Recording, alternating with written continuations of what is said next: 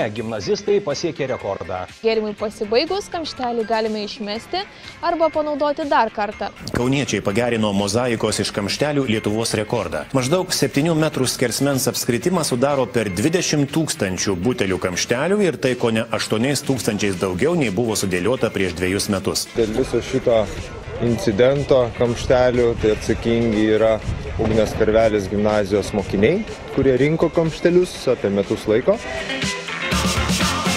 Vėliau kamšteliai atsidurs maišuose. Vakare sušluosim ir išvešim į perdirbimo įmonę.